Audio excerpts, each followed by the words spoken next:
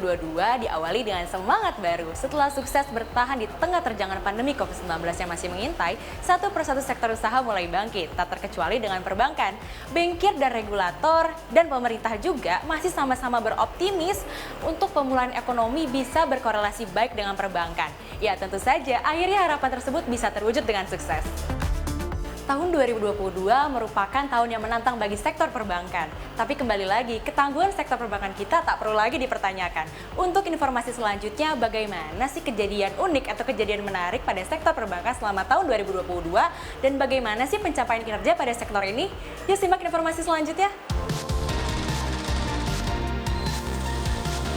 Mengawali tahun, sejumlah regulator meramal kredit perbankan akan melanjutkan tren pertumbuhan yang positif pada 2022 ini. Optimisme ini menjadi kabar baik karena sebelumnya kredit perbankan memang sudah kembali melaju ke teritori positif sejak Juni 2021.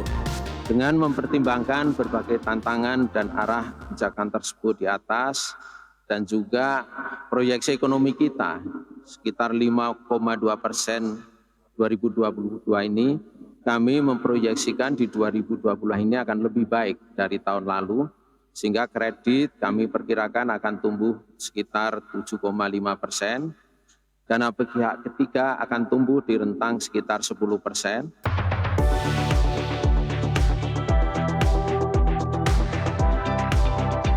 Para regulator tak ada yang meragukan kemampuan perbankan RI untuk terus melaju, baik dalam menjalankan fungsi intermediasinya maupun terkait kemampuan menghimpun likuiditas dari masyarakat.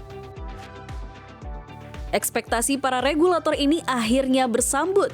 Pada kuartal 1 2022, banyak bank yang meraih pertumbuhan kinerja yang fantastis, tak hanya dari aspek kredit dan DPK, tetapi juga pada laba.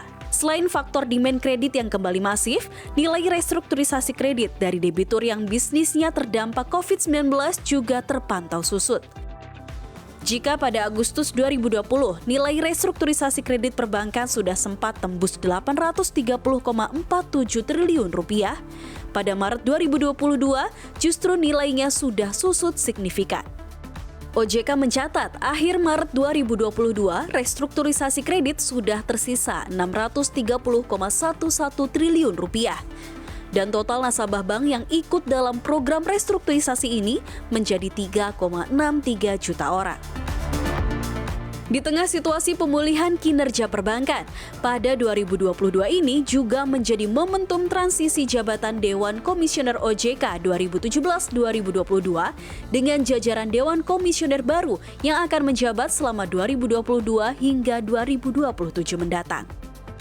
Pada Juli 2022, Ketua Dewan Komisioner OJK yang baru beserta 8 anggota Dewan Komisionernya resmi dilantik. Kepala Eksekutif Pengawas Perbankan yang pada periode 2017-2022 dijabat oleh Heru Kristiana, kini dijabat oleh Dian Ediana Ray. Sebelum bergabung dengan OJK, Dian Ediana Ray pernah menjadi Kepala Pusat Pelaporan dan Analisis Transaksi Keuangan atau PPATK selama periode 2020 hingga 2021. Dalam konferensi pers perdana jajaran Dewan Komisioner OJK, Dian memastikan OJK kepengurusan baru ini masih akan fokus mendorong program konsolidasi perbankan. Karena pihaknya menilai perbankan di Indonesia masih belum efisien. Sehingga secara pasti Bank Umum dan Bank Pembangunan Daerah BPD akan didorong untuk konsolidasi. Merasa bahwa memang pasar keuangan kita itu belum efisien, ya, sehingga perlu ada upaya-upaya tertentu untuk bagaimana meningkatkan efisiensi ini di berbagai jenis bank, ya. Karena saya kira ukuran itu adalah sangat penting, size is matter. Oleh karena itu memang nanti kita akan gunakan ketentuan yang terkait dengan modal minimum 3 triliun itu sebagai upaya ke arah sana. Dan tentu ini akan dilakukan secara terukur, ya. Kita juga tidak ingin memaksakan secara segera, tetapi kita akan melihat bagaimana situasi masing-masing bank, ya, di lapangan. Tak hanya harus fokus meningkatkan permodalan dan menjaga kinerja hingga pencadangan, pada 2022 ini, perbankan juga mulai menghadapi serangkaian normalisasi kebijakan lainnya. Salah satunya adalah normalisasi rasio giro wajib minimum atau GWM perbankan yang diatur oleh BI. Kenaikan ini terjadi secara bertahap dari Maret 2022 hingga akhirnya selesai pada September 2022. Secara resmi, terhitung September lalu, rasio GWM Bank Umum konvensional sudah kembali normal ke posisi 9% dan rasio GWM Bank Umum Syariah atau BUS kembali ke level 7,5%. Kondisi likuiditas di perbankan dan perekonomian tetap terjaga. Penyesuaian secara bertahap giro wajib minimum rupiah dan pemberian insentif giro wajib minimum rupiah sejak 1 Maret sampai 15 September 2022 telah menyerap likuiditas perbankan sekitar 269,3 triliun rupiah. Namun demikian, penyerapan likuiditas tersebut tidak mengurangi kemampuan perbankan dalam menyalurkan kredit atau pembiayaan kepada dunia usaha maupun partisipasinya dalam pemberian SBN untuk pembiayaan APBN. Usai memutuskan untuk melakukan normalisasi rasio GWM, Bank Indonesia secara perdana akhirnya mulai mengerek kembali suku bunga acuannya.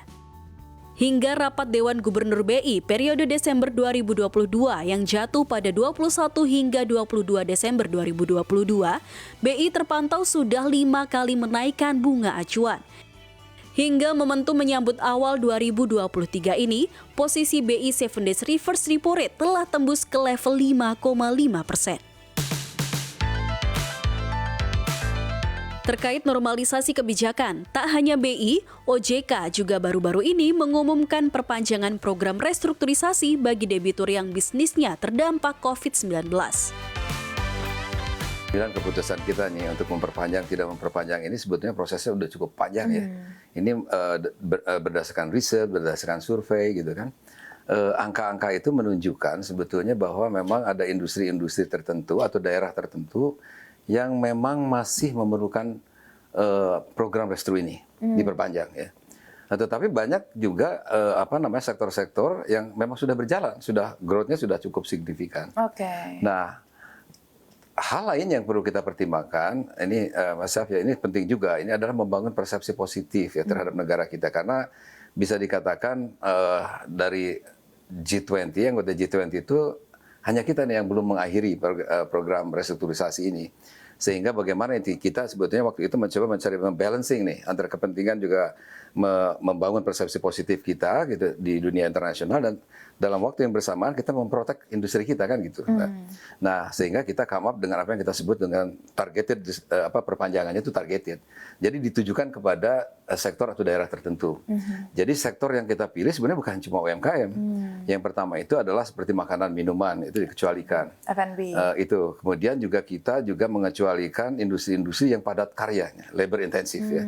Itu juga dikecualikan seperti tekstil dan produk tekstil itu kita kecualikan juga. Dan daerah gitu kan. Dian menyatakan OJK berharap bisnis perbankan ke depan masih akan cukup tangguh dengan pemulihan ekonomi yang diramal akan terus berlanjut pada 2023 serta dengan tambahan insentif dari semua regulator. Dan tentunya dengan permodalan yang lebih kuat, industri perbankan diharapkan bisa mencetak kinerja yang ciamik tahun depan. 37 bank yang masih belum memenuhi ketentuan modal minimum 3 triliun itu sebetulnya kalau lihat action plan-nya itu sudah bisa dikatakan sudah selesai. Seluruhnya itu sudah, sebagian sudah betul-betul masuk kepada rekening escrow account-nya, dan sebagian itu sekarang dalam proses penyelesaian untuk listing di pasar modal. Dan juga ada dua bank yang kita merger. Seiring dengan perkembangan sentimen pada 2022, OJK dan BI berharap perbankan tanah air akan sanggup menyongsong tahun 2023 dengan gemilang. Sekalipun situasi global masih diwarnai ketidakpastian, harapannya Indonesia dan sektor perbankan masih terus melaju. BI juga mengakui pencapaian kinerja perbankan sepanjang 2022 cukup di atas ekspektasi. Karena itu, ekspektasi kenaikan pertumbuhan kredit perbankan versi BI juga dinaikkan menjadi 9 hingga 11% pada 2022. Sedangkan, mengacu data uang beredar yang dirilis pada 23 Desember 2022, outstanding kredit perbankan tembus 6.317,7 triliun rupiah atau tumbuh 10,8%. Sementara, posisi total DPK perbankan tembus 9,4% hingga menjadi 7.736,3 triliun rupiah. Kedepan, BI meramal pertumbuhan kredit perbankan akan sanggup tembus di kisaran 10 hingga 12%, baik pada 2023 hingga 2024 mendatang. Senada, sebelumnya Ketua Dewan Komisioner OJK Mahendra Siregar juga meyakini pertumbuhan kredit perbankan pada 2022 dan 2023 akan sanggup bertahan di kisaran 2 digit. Namun secara tegas, Mahendra juga mengingatkan di tengah pertumbuhan kredit yang stabil dan profitabilitas yang melambung, semua bank wajib selalu prudent dan menjaga pencadangan kreditnya dengan akurat. Di perbankan yang kami lakukan adalah walaupun pemulihan kredit baik, pemulihan dana pihak ketiga baik, apalagi juga profit barangkali mencatat rekor tertinggi ini sejumlah bank. Tapi kami ingin menyampaikan untuk mewaspadai hal-hal ini. Apa yang dilakukan misalnya kepada mereka yang memang kita boleh bersyukur tingkat keuntungannya tinggi pada tahun ini, diingatkan sebagian harus untuk memperkuat juga cadangan. Jangan terlalu euforia lalu buru-buru bagi dividen, nanti kemudian pada saat diperlukan tambahan untuk dukungan pada kondisi lebih berat itu tidak ada. Ini mesti dijaga.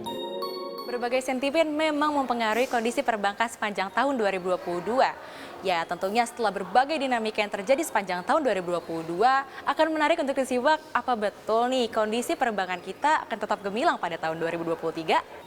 Namun perlu diingat bahwa lembaga internasional serta pemerintah sudah memprediksi bahwa tahun 2023 akan gelap, yaitu karena kondisi ekonomi global yang sedang dihantui atau dibayang-bayangi oleh resesi dan juga lonjakan inflasi. Ditambah sekarang banyak negara-negara di dunia itu sudah mulai memasuki era dengan suku bunga yang tinggi. Ya, semoga saja perbankan kita takkan goyah dan terus maju semakin ekspansif dan juga prospektif. Demikian, saya Seliana Salsabila dan juru kamera Yosua, tim liputan CNBC Indonesia.